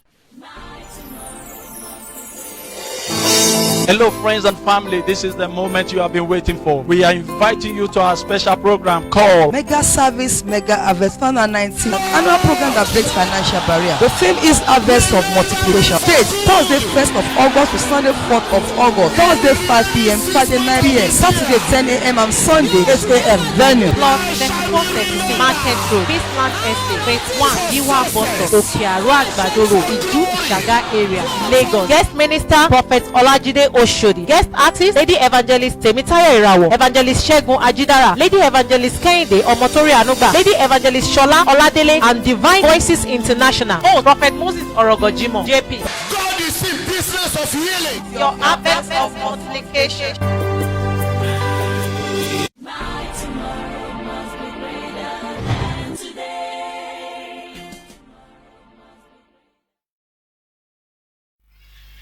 Ní ọ̀la àárọ̀ ọ̀la Tomorrow morning, wákàtí kan péré ni just 1 hour, Olúwa ló sọ fún mi. the Lord told me, Tó o bá ti ń bọ̀, if you are coming, mú iyọ̀ dání come with salt. ní àárọ̀ kùtùkùtù ọ̀la. Very early tomorrow morning. Just 1 hour. Wákàtí kan péré ni. Ìpàdé yẹn máa bẹ̀rẹ̀ ní 5:45. The program will be starting A.M. by 5:45 a.m. À parí ẹ̀ ní 6:45. and we will end the program 6:45. That is 1 hour. Wákàtí kan, Kó o tètè dé. be here on time. Make sure kó o gbé omi sí ìrì torí inú omi ilé wọ́tà yẹn ló máa fi iyọ̀ yẹn sí. And, Wàá wá lò ó lÓlúwa ṣe sọ fún mi. and therefore you have a holy water and put it in a dew. The Lord said we'll put that salt into that water according to what He told me. Tó o bá mọ iye ọ̀rọ̀ tó jáde lónìí, If you follow the word that comes out today, gbogbo ìfún àtẹ̀dọ̀ ẹ ló fi gbàdúrà. you will pray with all your life. Jésù fẹ́ ṣe àsè, Jesus was about to do a feast. kò nílé, He has no house. kò níbi tí ó lò. He has nowhere to use. Dandan ni kó sì ṣe àsè. And it's a must for him to do that feast. Ó sì jókòó, And he sat down. ó wá ń wo ohun tó ń ṣẹlẹ̀ níta. He's looking at what is going on outside. Ó bá sọ fún Pétérù, And he told Peter, ẹni tó bá wà ní ipò Pétérù nínú iṣẹ́ ìránṣẹ́ ìwòlíì, Someone- ẹni yẹn ṣoríire tó ń pè, ìwọ lọ ṣe báyìí, ìwọ lọ ṣe báyìí, ìwọ lọ ṣe báyìí, ìwọ lọ ṣe báyìí. Ẹni yẹn máa ṣoríire láyé o. Someone in Torí the irú wọn ló ń rí òróró gbà. such people who has the anointing. Am I communicating? Ǹjẹ́ mo ń bá yín sọ̀rọ̀? Go get ready o. Be ready. Jésù ní ẹ lọ sí gbòòrò. Jesus said, go to the city. Ẹ rí ọkùnrin kan tó gbé ìkòkò omi. You will see a man with a jar, with Ẹ a jar tẹ̀lé of lọ water. díẹ̀. Tẹ́ ẹ bá ti délé ẹ̀, When you get to his house, ẹni kó fi ààyè hàn yín, a fẹ́ wá jẹun nílé ẹ̀. tell him that he should show you a space that we are coming to have a feast in his house. Without a notice. Láìsí ohun tó ti sọ tẹ́lẹ̀. Jesus did not expecting him to say, Jesus did not give him an opportunity to think. Jésù ò fún ní àǹfààní láti ronú. Níjọ́ tó bá máa dáa fún yàn, kì í sí àyè pé mo fẹ́ lọ rò ó. The day it will be well with someone, there is no opportunity of I want to think about it. I was in a place Ó wà níbì kan ní Abuja at Abuja. as I was ministering. Bí mo ṣe ń ṣiṣẹ́ ìránṣẹ́, Ìyá méjì kan dúró. 2 mothers stand. Olúwa dẹ̀ sọ fún mi pé And God owó told tí me. mo fẹ́ fi wọ plane padà The money I'm about using to board plane back to ní ìgbọ́dọ̀ Lagos, ra tíkẹ́ẹ̀tì yẹn. I should not buy that ticket. Ó ní kí ló dé, mo ní kí ló dé, ó ní tó bá tásìkò wọn aṣọ tí màá fowó yẹn ṣe. I said, when it is time, I will tell you what to do with the money. Bí mo ṣe ń mínísítà, As I'm lolúwa sọ ministering, pé inú program owó tíkẹ́ẹ̀tì ẹ kó fún yàn kan kó fi ṣe business. the brother said, in this program, your money, give it to someone for our own Báwo business. lè fi ṣe fẹ́ padà sékòó? Then how will I get to Lagos? Olúwa ní I will take you back to Lagos. Olúwa ní màá gbé ọ padà sékòó. Bí a ṣe ń sọ, ìyá kan mo kàn rí ni. And I saw Money, a mama. woman. Said, mother, Iṣẹ́ wo lẹ̀ ń ṣe? what are you doing?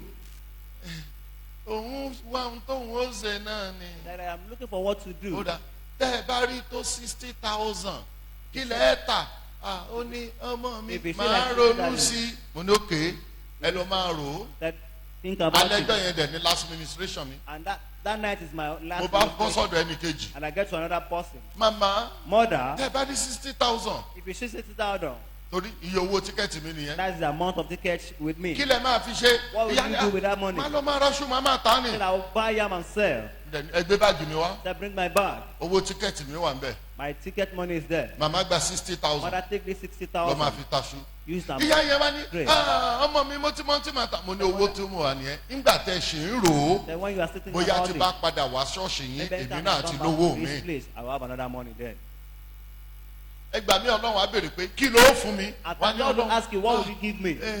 kò tiẹ̀ yé mi Yeah, I ká don't ló ti understand. bùkún mi ni màá fẹ́ lówó ọlọ́run ìgbà tó ò ní lọ́lọ́run ó béèrè lọ́wọ́ God rẹ̀ will ask ọlọ́run when fẹ́ you kó o have. fún òun ní last God wants you to give it the last of your pocket ohun tó kù lápò rẹ. kó lè fún ẹ ní ohun tó máa last in your pocket. So that he will give you what will last in your pocket. Are you get what I'm saying? Ǹjẹ́ ohun tí mò ń sọ? God wants you to give out last in your pocket Ọlọ́run fẹ́ kó o fi ohun tó kù sápò rẹ kó o fi sílẹ̀. so that he can give you what will last in your pocket. Kó lè fún ọ ní ohun tí yóò pẹ́ ní àpò rẹ. Ọkùnrin yẹn ó gbé ìkòkò omi rù The man was with a pot of jar. o A nílò jar ẹni of tí ó water. bomi rin ọ. You need someone that will water you. O ò lè dá ṣe àyànmọ́ ẹ̀. You cannot go alone Lọ́wọ́ with them. méjèèjì sókè. Raise up your two hands. Olúwa fi olóore mi hàn mí. Lord, show me my helper. Fi mí hàn olóore mi. Show my helper to you. Gbàgbé. Let connect us. And pray. Fi olóore mi hàn mí. Show my helper to me. Fi mí hàn olóore mi. Show me to my helper. Ẹni àti ẹ̀ ó pàdé. Connect us. Bẹ́ẹ̀ pàdé aláàánú mi. Let me meet my Bẹ́ẹ̀ helper. pàdé olóore mi. Let me meet my Olóore mi ó wá mi kàn. Let my helper locate me. Ó tó lè ti àwọn tí ń fowó ni mí lára. So that my enemies will be put to shame. Máa wo bó ṣe ń gbàdúrà. By the way you Ẹni bá wá olóore àfomi àti ẹ̀jẹ̀ rẹ̀ gbàdúrà. anyone looking for a helper will pray with their blood. Gbàdúrà. Pray. Gbàdúrà. Pray. Gbàdúrà. Pray. Bẹ́ẹ̀ pàdé olóore mi. Let me meet my helper. Olóore mi ó pàdé. Let my helper meet me. In Jesus' name we pray. Amen. Ẹni tó ṣòwò àṣedànù jù láyé. The person that trade and lost Òun lẹni tó dúró síwájú olóore tó ń béèrè ọ̀ lọ́wọ́ ẹ̀ tí ò lè sọ̀rọ̀. is the person standing in the presence of the helper. Ask, what do you want? I cannot say anything. Wọ́n ní ìbẹ̀rẹ̀ orí burúkú láì lè ṣe kíni. The lack of Ẹlòmíì wà Ọlọ́run fún lágbára láti yé kádàrá padà ṣùgbọ́n the people that irú wa yìí á tẹ̀ máa béèrè inú àwàdà ní so onímọ̀ gbà tá a serious. you don't know when we are serious. Gbogbo ọ̀rọ̀ tó bá sì tẹnu wa jáde àṣẹ tẹ̀lé. Any word that comes out from our mouth, Testimony ńlá ni wòlíì yìí sọ náà. it's a great testimony what the prophet said. Báwo ló ṣe máa bá mi rìn táyé ò ní yé How padà? will you walk with me and your life will not Kì transform? í ṣe gbogbo nǹkan lówó. All things are not money. Even pé mò ń bẹ rìn lásán ó ti jéyàn. Even for me walking with you, you are someone. Torí life mi gbọ́dọ̀ reflect inú ayé But ẹ̀. my life must reflect in your life. Because I carry the man called destiny changer. Torí pé mo gbé ẹkùnrin náà tí à ń pè ní olùyẹ Gbàdúrà ìmọ̀padà. kejì. Pray the second prayer. Olúwa Lord, fún mi ní ẹ̀rí tèmi give nínú me ìpàdé my yìí. own testimony in this program. Ó gbọ́ ohun tí mo sọ dáadáa ni. But you know hearing what I'm saying. Ó yẹ pariwo àdúrà. Pray your mouth and pray. Fún mi ní ẹ̀rí Give me my own testimony tó tó sí mi nínú ìpàdé yìí. that belongs to me in this program. Ẹ̀rí tó lógo. Testimony that has glory. Ẹ̀rí ìyípadà sí rere. A transformation testimony. Olúwa fi lé mi lọ́wọ́ nínú ìpàdé Give yìí. that to me in this program. Fún mi ní ẹ̀rí. Give me my own testimony. In Jesus' name we pray. Amen. Tó bá mọ ohun tọ́lọ́run ti lò pàdé yìí fún ní ìgbésí ayé mi If you know what God has used this program for in my life, ní àdúrà in prayer, bí Ọlọ́run ti ṣe lo ìpàdé yìí. how God has used this program, Máa ń click mọ́ covenant tó ń bá ìpàdé yìí ṣiṣẹ́. I always click with the covenant that works with this I program. don't come to this program as a pastor. Mi ò wá sínú ìpàdé gẹ́gẹ́ bí I pastor. came always past years as a member. Mo máa ń wá láti ọ̀pọ̀lọpọ̀ ọdún sẹ́yìn bí ọmọ ìjọ ni. Anytime anybody is ministry, I key into the covenant nígbàkigbà tẹ́nikẹ́ni bá ń ṣiṣẹ́ ìránṣẹ́ mo máa ń sopọ̀ mọ́ májẹ̀mú náà so that kí n lè rí gbà ń bẹ̀. for me to get from that Bó program. tiẹ̀ jẹ́ pé èmi náà ni mo fẹ́ pín, Even despite the fact that I'm the one to share the program, síbẹ̀ mo gbúdọ̀ rí gbà. still I must have my own. Ìwọ ló ń wá torí o mọ style, èmi ò mọ̀nà tọ́lọ́run fẹ́ gbà rìn. You are only coming because you know the style. I don't know Anywhere where God tọ́lọ́run wants to fẹ́ move. rẹ́dí àti rìn, èmi máa ń dúró dè. Anywhere God wants to move, I always wait for Him. Òun ni mo ṣe máa ń jókòó sẹ́nu ọ̀nà tẹ́ḿpìlì ibi tí ó gbà wọlé. That is why I always sit at the door, at the entrance of the temple. Tó bá tútù wọlé ẹ̀gbẹ́ rẹ̀ ni mò ń jókòó sí níbi àga rẹ̀. Anytime He enters, I In always my sit beside Him. spirit. Nínú ẹ̀mí mi, So that I can go home with something. kí n lè lọlé pẹ̀lú nǹkan kan. Gbàdúrà kẹta. Pray the third prayer. Fi òpin sí ìtìjú nú ayé mi. Put end to shame in my life. Wo bí ẹ̀yin ọmọ yìí tẹ́ ẹ bá gbàdúrà yẹ ẹ̀yin lẹ́mọ bá yé yín ṣe wá. See, if you are not praying, it is left to you. Fi òpin sí ìtìjú nú ayé mi. Put an end to shame in my life. Fi òpin sí ìtìjú. Let there be an end to shame in my life. Fún mi ní ohun tí ó dojú ti ẹni tí ń dojú tì mí. Give me what will put my mocker to shame. Ó yẹ pariwo àdúrà. Come out and pray. Fi òpin sí ìtìjú nú ayé mi. Let there be an end to shame in my life. Fi òpin sí ìtìjú nú ayé mi. Let there be an end to shame in my life. Ṣé ohun tí ó dojú ti ẹni tí ń dojú tì mí nínú ayé mi. Something that will put my mocker to shame. Àwọn tí ń pọ́n mi lé ní kọ̀kọ̀ tó ń dojú tì mí ní gbangba, Olúwa dojú tì wọ́n. Those that mock me behind me, I'm enemy. Olúwa fún mi ní ohun tí ó dojú tì àwọn tí ń dojú tì mí. Lord, give me that thing that will put my mocker to shame. Fi òpin sí ìtìjú nú ayé mi. Let there be an end to shame in my life. Gbàdúrà yìí dáadáa. Pray very well. Fi òpin sí ìtìjú nú ayé Let there mi. be an end to shame in my life. Fi òpin sí ìtìjú nú ayé mi. Let there be an end to shame in my life. Fi òpin sí ìtìjú nú ayé Let mi. there be an end to shame in my life. Dójú ti àwọn tí ń dójú tì mí. Put my mocker to shame. Ìyanu tí gbani lọ́wọ́ ìtìjú Olúwa gbé lé mi lọ́wọ́. Miracle that delivers someone from mock. Lord, God, Ìyanu tí gbani lọ́wọ́ ẹ̀gàn. miracle that delivers someone from mock. Ìyanu tí gbani lọ́wọ́ ìṣòro. That delivers some from problems. Lọ́wọ́ Lord, give it unto me. in Jesus name. Amen. Ní ọ̀la Tomorrow, 5:45 a.m. láàárọ̀ kùtù ní 5:45 a.m. àárọ̀ I la. will be here pray all prayer all through ni. Màá wà níbí láti máa gbàdúrà. Ní alẹ́ At tonight, ẹ̀ẹ̀mejì la máa gbàdúrà sí èso nínú prógámù yìí. we'll pray in the fruit. Ní alẹ́ ọ̀la mú èso tó bá wù ẹ́ dání. Tomorrow night, if you are coming, come with any fruit you Ní like. ọjọ́ Sunday ó tún mú mi wá. On Sunday, you will come with another one. Àṣẹ Ọlọ́run ni. It is the authority of God. Olúwa sọ pé o gbúdọ̀ so èso lẹ́yìn ìpàdé yìí. The Lord said you must. Hello. Olúwa sọ fún mi. God told me, Màá dá ẹ lóhùn tí àjọ̀dún ọdún yẹn á fi rọ̀ ẹ́ lọ́rùn. I will answer you that this year anniversary will be ease for you. Gbogbo ẹ̀yin tẹ́ ti ní lọ́kàn àti ṣe nǹkan fún Shekinah Glory. Everyone that has. Ẹ máa ní ànító àti àníṣẹ́kù. Amen. O ṣàmìyàn dáadáa. Kí ni mo sọ pé o máa ní? You have more than enough. Kí ni mo sọ pé o máa ní? How do I say you are? Wà á ní ànító You have more àti kí ni o? than enough. Ẹ̀yin tẹ́ ẹ ti jẹ́jẹ́ kẹ́ jẹ́jẹ́. Those of you that have not vowed, please vow. Ṣé ara màlúù fún Shekinah Glory? Ìwọ gan ni mo bá gbé. Ìwọ àtọkọ ẹ. Will you buy What? cow for Shekinah glory? Ẹ́ sọ fọ́kọ ẹ pé mo ló gbúdọ̀ ra màlúù fún Shekinah Glory. Tell Kó your wá fún mi husband. lésì lọ́la. Kí tó bẹ̀ sí korúkọ ẹ sínú ìwé àdúrà mi. Sọ fún. Ǹjọ́gbọ́n tí mo sọ yẹn. Kì í ṣe màlúù ọmọ màlúù o. Màlúù gidi. A good Ẹ bá cow. dẹ̀ ti mọ̀ pé ẹ ní ra ẹ kàn korúkọ síbẹ̀ ni. Ọlọ́mọ ibi tí ó darí àdúrà ti bá ń gbàdúrà sí yín fún. Bí mo ṣe rí ẹ̀mí Ọlọ́run dẹ̀ ní kí n sọ bẹ́ẹ̀ fún ẹ.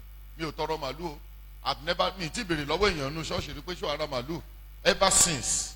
So you find ṣe mọ̀ pé à ń plan Shekinah Glory. We are Ni planning mo tọ́ka Shekinah sáwọn Glory. méjì pé ìwọ ra ráìsì kò lè bímọ láyé. Èèyàn kan tó rà á ló lọ́mọ. It's only one person that Ẹnìkejì ṣàìgbọràn dàárọ̀ yìí. Say this morning. So if I point you to do something, If I know You are what to go, mo fẹ́ súre. I want to bless. Ẹ̀mí ìwúre ń bà lé mi. Oṣòdì, you have ministered here today, o ní jábọ́. Amen. You've said it in the presence of God that this life affected your life positively. èyí tó kù ọlọ́run perfect yẹ. Amen. pẹ̀lú àṣẹ ìpè yìí Amen.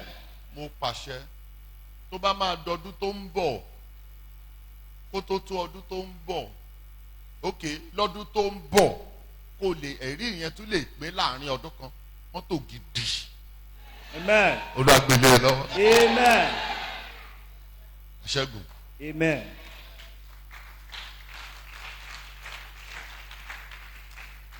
sọ fẹ́ni tó wà lẹ́gbọ́n rẹ pé bàá mi fẹ́ súre fún mi. Tell the person beside you that my father wants to bless o me. sure. Are you sure? sọ pé dádì mi fẹ́ bless mi. My father wants to bless me. Are you ready? Ǹjẹ́ ti ṣe tán? Oya, tí má ti gun bí wòlíì àgbà ni mí. If I'm on this put I'm a great prophet. ọ̀rọ̀ ẹnu mi ń reversible ni. èèyàn kan sọ pé ọ̀rọ̀ gànjúmọ̀ olọ́lọ́ ń pè ẹ́ mo ní bẹ́ẹ̀ ni ó ní mo fún ẹ lọ́dún méje. Then I give you 7 years. ọdún méje ti kọjá báyìí ọdún mẹ́wàá ti kọjá ọdún mẹ́ẹ̀ẹ́dógún ti kọjá. Even 15 years has gone now. ó wá padà wá. And he came back. ó ní wòlíì. Said, prophet. mi ìmọ̀ pọ́lọ́run ló pè ẹ́ tòótọ́. I never knew God called you truly. dáríjì mi. Please forgive me. pé àtìgbà tóun ti sọ fún ẹ ní gbogbo ohun tó ayé òun ti ń rẹ̀yìn. Ever since I said this, my life. mo ní mọ́tò ẹ ò ní fọwọ́dù reverse kò ní fọwọ́dù jí àmọ́ reverse ló kù sínú ẹ̀ 1 to 5 ẹ̀ wọ́n ti gba yọ reverse nìkan ló kù. That's only reverse. orí oru àyànmọ́ mi pin. àwọn tó rí ọ pin atọrọ lọ́wọ́ ẹ̀. èyí ìjọ mẹ́rin ni a ti bẹ̀rẹ̀ lónìí. We started today. ó kù 3 days. Left 3 days. Is that correct? Within these 72 hours, receive testimony. Amen. I said receive testimony. Amen. With these fears all over the world, receive testimony. Amen. Receive testimony. Amen. Yes, anyone that's under the influence of my voice, within 72 hours, receive testimony. Amen. In the name of Jesus. Amen. Wherever you are, if you connect to this anointing, those who are under this auditorium, under this building, under the influence of my voice, as you connect in faith, those who are here believing in me, as you connect by faith, mo fi àṣẹ sọ̀rọ̀ sí ìpín àti kádàrá rẹ, ohun tó máa jẹ́ kí ìpín rẹ yí padà within 72 hours. Take it now. Amen. Receive it now. Amen. Gbogbo àwọn tó gbé oògùn tó wá gbé ẹbọ sínú iṣẹ́ ìránṣẹ́ mi lọ́lọ́run gbógun ìní wọn fún wa. Yes. Ọlọ́run tó gbà kan lé ní báyìí. Hallelujah. Ọlọ́run ṣe kí ni ó tún gbà kan lónìí. Ṣé bẹ́ẹ̀ ṣe tọwọ́ bọ̀ wí ẹ̀ ní link.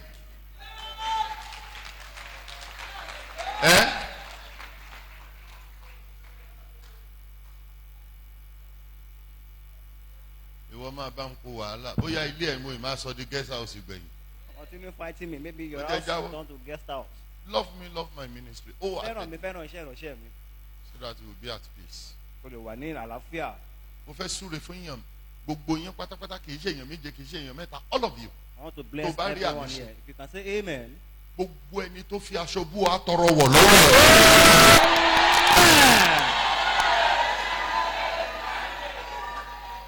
Gbogbo ẹni tó fọmọ bú wa tọrọ jẹ lọ́wọ́. Gbogbo ẹni tó pè é lóló burúkú bàbá rí ẹ̀rọ ní gbọ̀ngàn sí i.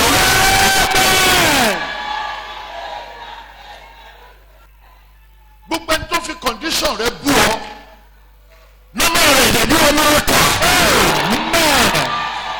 Wọ́n wá tọrọ jẹ. Wọ́n wá tẹríba. Wọ́n wá fẹnu gbolẹ̀. A rí bẹ́ẹ̀ fún ọ. A rí bẹ́ẹ̀ fún mìíràn. In the name of Jesus. Lift up your hand and say yes.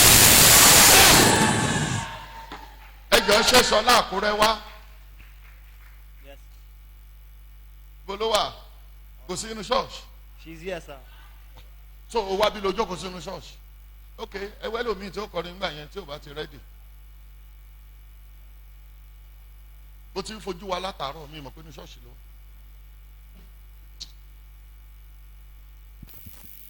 Oh. Hello, friends and family. This is the moment you have been waiting for. We are inviting you to our special program called Mega Service Mega Harvest 2019.